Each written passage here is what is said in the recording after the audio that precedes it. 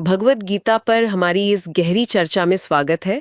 आज हम पहले अध्याय मतलब अर्जुन विषाद योग पर ध्यान देंगे। हाँ जी। हमारे पास जो सामग्री है वो सीधे भगवत गीता अर्जुन का विषाद योग से है। बिल्कुल। तो सोचिए जरा, कुरुक्षेत्र का वो मैदान, दो विशाल सेनाएं खड़ी हैं, पांडव और कौरव। माहौल में कितना तनाव होगा। हाँ, इतिहास का सबसे बड़ा युद्ध शुरू होने वाला है। लेकिन ये सिर्फ एक बाहरी युद्ध की कहानी नहीं है, हाँ। है ना? यहीं से हमारे मानवीय आत्मा के अंदर का द्वंद्व शुरू होता है। बिल्कुल सही कहा।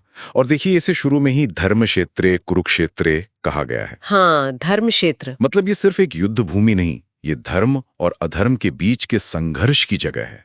और ये संघर्ष सिर्फ बाहर नहीं, हर इंसान के अंदर भी तो चलता है। अच्छा। गीता का पहला श्लोक यहीं से शुरू होता है। धृतराष्ट्र, जो देख नहीं सकते, वो संजय से पूछते हैं। हाँ, धृतराष्ट्र वो नेत्रहीन राजा, और संजय जिन्हें वो दिव्य दृष्टि मिली हुई है। जी, धृतराष्ट्र पूछते हैं, धर्म क्षेत्र कुरुक्षेत्र में युद्ध की इच्छा से इकट्ठे हुए मेरे और पांडु के पुत्रों ने क्या किया?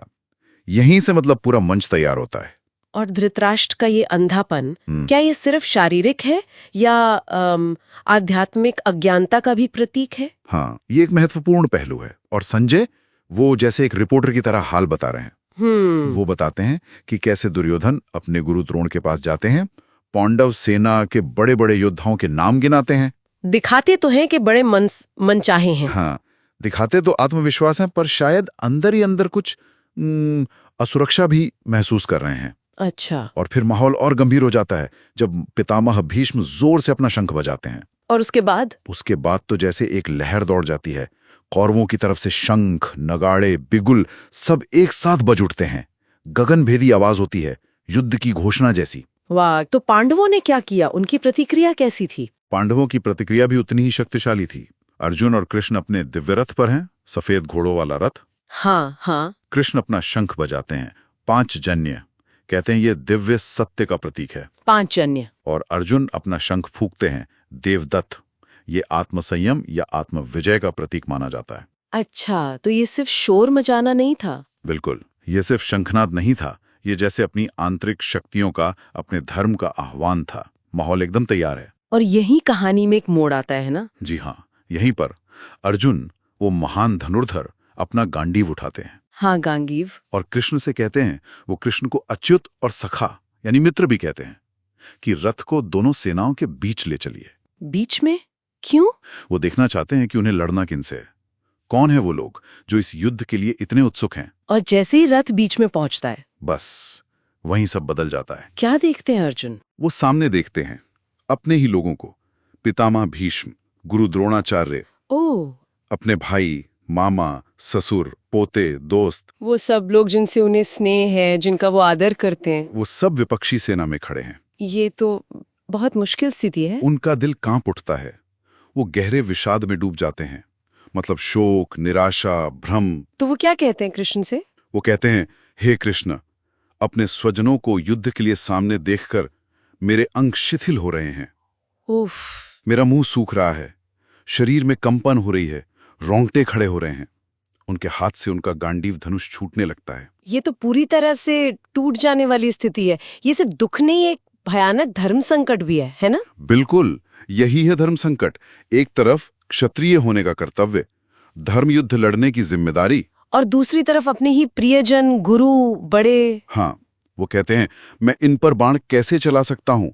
ऐसी जीत, ऐसा राज्य, ऐसा सुख किस काम का जो अपनों के खून से सना हो? वो तो ये भी कहते हैं कि इससे अच्छा तो शायद भिक्षा मांगकर जी लेना है। हाँ, वो कहते हैं, गुरुओं को मारकर भोग भोगने से अच्छा तो भिक्षा का अन्न है।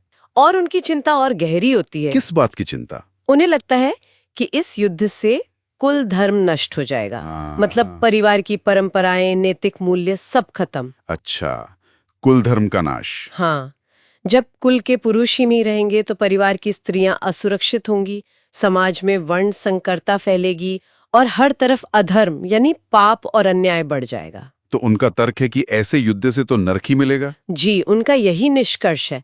वो भविष्य की बहुत भयावह तस्वीर देखते हैं। और फिर अंत में पूरी तरह से मोह और कर्तव्य के इस द्वंद्व में फंसकर अर्जुन अपना धनुष बाण नीचे रख देते हैं, रथ के पिछले हिस्से में बैठ जाते हैं और कहते हैं, कहते हैं न युद्धस्ये, मैं युद्ध नहीं करूंगा। पहला अध्याय हमें यहीं छोड़ देता है। युद्ध के मैदान के बीचों बीच सबसे बड़ा योद्धा लड़ने से इनकार कर रहा है। और अर्जुन की ये जो स्थिति है ना, ये बहुत महत्वपूर्ण है। वो एक तरह से हर उस इंसान का प्रतीक बन जाते हैं जो जीवन में कभी ना कभी ऐसे नैतिक डायलेमास का सामना करता है, जहां सही और गलत दोनों रास्ते मुश्किल लगते हैं। बिल्कुल, जब कर्म करना भी पीड़ादायक हो और कर्म ना करना भी गलत लगे। और ध्यान देने वाली बात यह है कि इस पूरे समय कृष्ण चुप हैं। हाँ, कृष्ण कुछ नहीं कहते। उनका ये मौन भी बहुत गहरा है।